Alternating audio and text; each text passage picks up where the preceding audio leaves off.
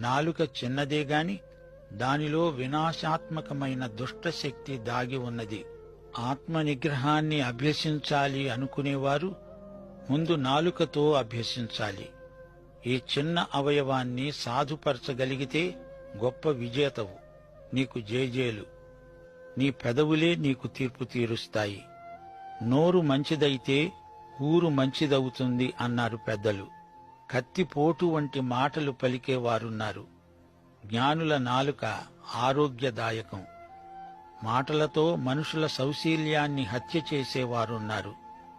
వారిది బాతా ఖానీ కాదు, బాతా ఖూనీ.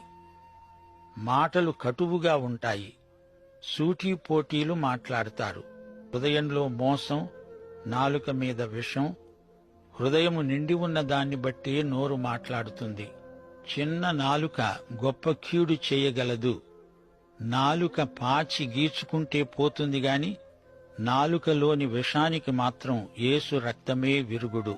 మరో మాట, సైతాను అబద్ధాన్ని నిజమని ప్రజల చేత ఒప్పిస్తున్నాడే, అలాంటప్పుడు దేవుని బిడ్డలు నిజాన్ని నిజమని ప్రజలకు చెప్పి ఒప్పించలేరు.